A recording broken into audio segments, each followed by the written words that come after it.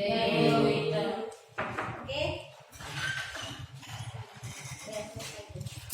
Sekarang Ibu akan absen.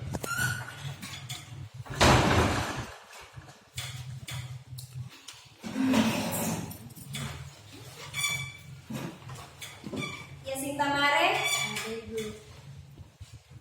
Noviana Hoa, Francisca Seran, sudah. Pelajaran kita hari ini tentang sistem respirasi pada manusia. Anak-anak, sistem respirasi itu adalah sistem pernapasan pada manusia. Jadi kita semua ini bernapas. Sekarang kita akan mulai belajar tentang struktur pernapasan pada manusia. Tolong orang maju ke depan untuk membantu itu.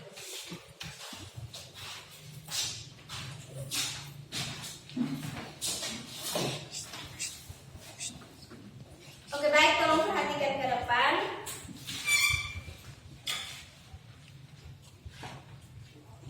Di sini terdapat struktur pernapasan pada manusia.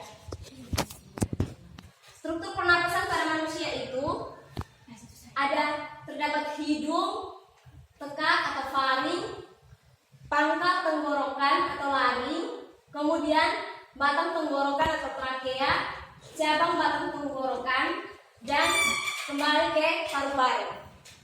Oke, di sini Ibu akan jelaskan strukturnya. Udara itu akan masuk melalui rongga hidung, kemudian udara akan masuk ke faring, terus udara yang dari faring akan masuk ke tenggorokan, pangkal tenggorokan, lalu udara dari pangkal tenggorokan akan masuk ke batang tenggorokan, kemudian udara akan masuk lagi ke cabang batang tenggorokan dan akan masuk lagi ke paru-paru. Karena cabang batang tenggorokan itu akan tersambung ke paru-paru kita. Seperti itu. Anak-anak ada yang paham? Paham. Oke. Sekarang kita masuk di pengertian pernapasan. Pernapasan di sini pengertiannya pernapasan pada manusia atau sistem respirasi. Istilah bernapas seringkali diartikan dengan respirasi. Walaupun secara harfiah sebenarnya kedua istilah tersebut berbeda. Jadi pernapasan itu sendiri yaitu mengatakan kita dapat menghirup dan menghembuskan nafas. Kemudian yang kedua bernapas sebagai proses pemasukan udara luar ke dalam tubuh atau disebut oksigen dan mengeluarkan udara sisa CO2 dari dalam tubuh keluar lingkungan. Contohnya seperti ini.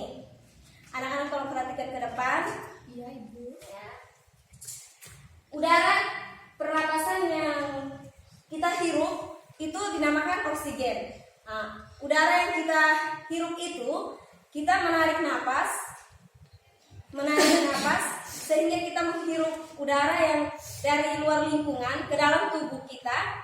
Itu yang dinamakan udara yang mengandung oksigen. Kemudian kita dapat menarik napas, lalu kita dapat menghembuskan karbon dioksida atau CO2 keluar lingkungan. Bisa dipaham? Bisa. Sekarang kita masuk pada bagian-bagian alat pernapasan dan fungsinya. Tolong perhatikan ke depannya.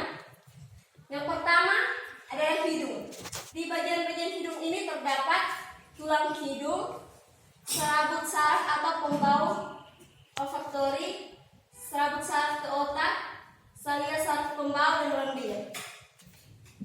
Jadi di sini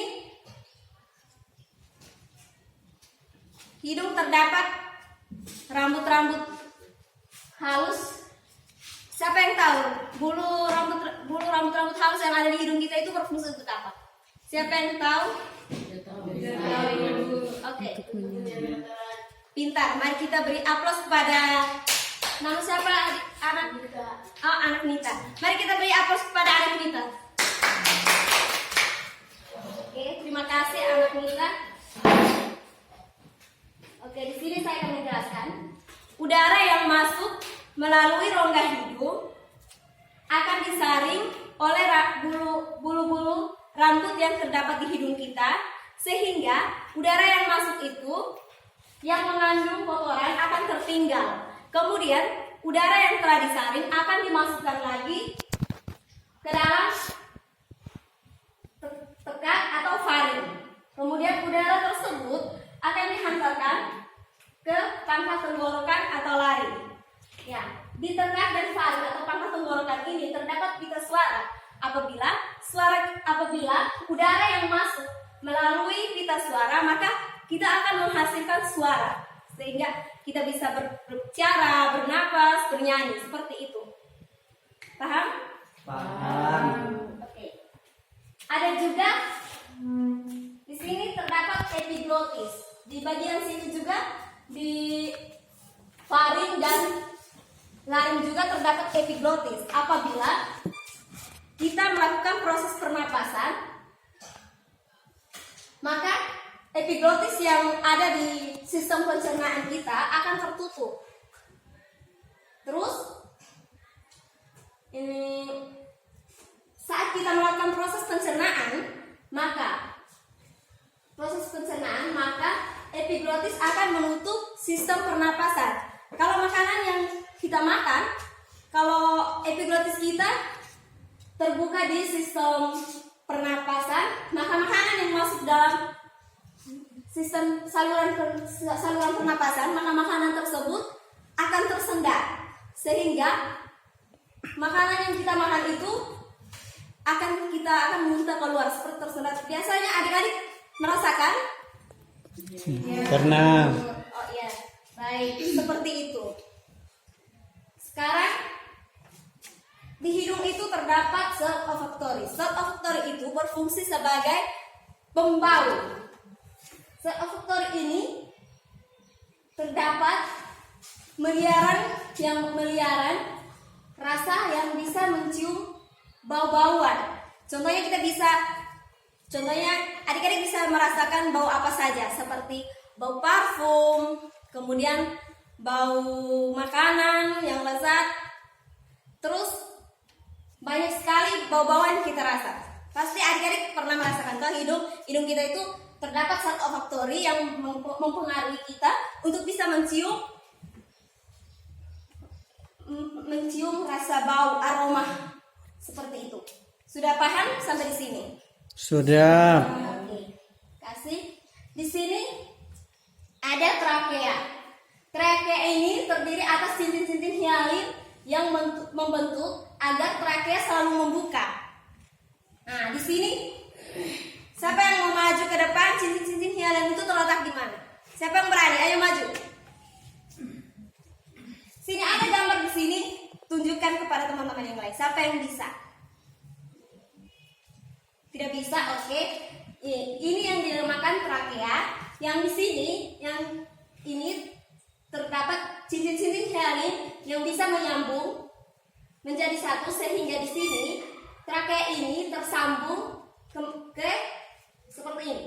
Ini kan trakea, jadi dia tersambung ke paru-paru kita seperti itu.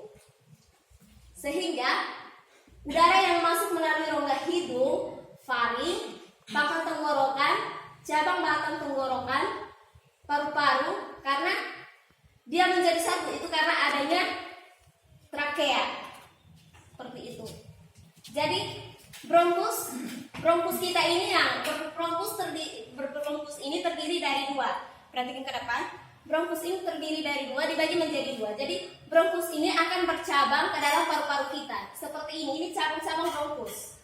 Kemudian bronkus ini akan bercabang-cabang lagi yang disebut bronchiolus. Bronchiolus ini akan tersambung ke paru-paru kita, sehingga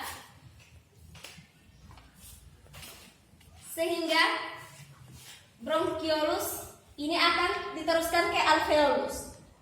Nah, di alveolus terdapat pertukaran udara oksigen dan karbon dioksida yang dibawa oleh kapiler-kapiler darah yang dilakukan secara difusi. Oke, di alveolus itu akan terjadi pertukaran udara oksigen dan karbon dioksida. Nah, yang dibawa oleh kapiler-kapiler darah yang dilakukan secara difusi, di mana udara yang dilakukan secara difusi itu akan disalurkan ke otak kita berupa oksigen, sehingga kita bisa berpikir, bisa melakukan apa saja itu karena di otak kita itu banyak mengandung oksigen. Sudah paham? Sudah, Ibu. Di sini kita akan masuk ke proses pernapasan terdiri atas inspirasi dan ekspirasi. Sekarang proses pernapasan inspirasi itu proses pernapasan yang dilakukan proses pernapasan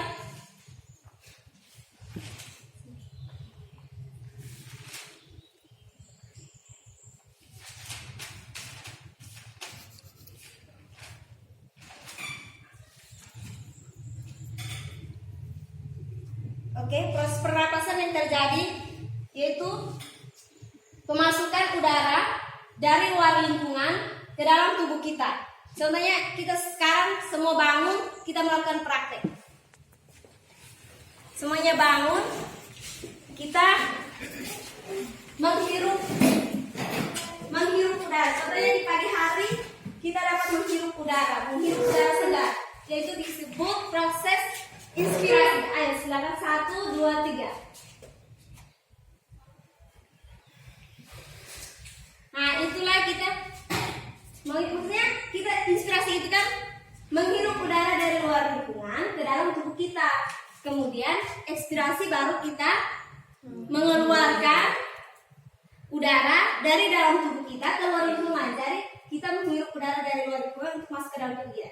Jadi kita lakukan inspirasi itu, sekarang kita menghirup udara dari luar lingkungan. Ayo mulai, 1, 2, 3.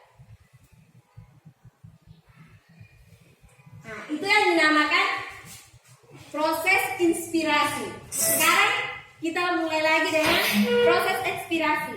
Kita mengeluarkan karbon dioksida dari dalam tubuh kita keluar.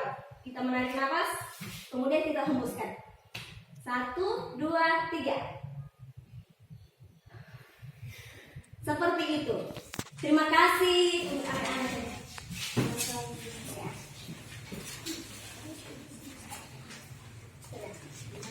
Baik, inilah materi kita hari ini. Minggu depan kita akan lanjut ke mekanisme pernapasan dan kelainan penyakit pada manusia. Jadi tugas yang diberikan oleh Ibu tolong dicatat. Carikan materi-materi tentang mekanisme pernapasan. Ayo silakan ditulis ke keluar buku-buku kalian, tulis karena minggu depan kita akan melakukan post test. Oke? Tolong dicari dan dipelajari, minggu depan kita akan lanjutin. Sampai di sini materi kita.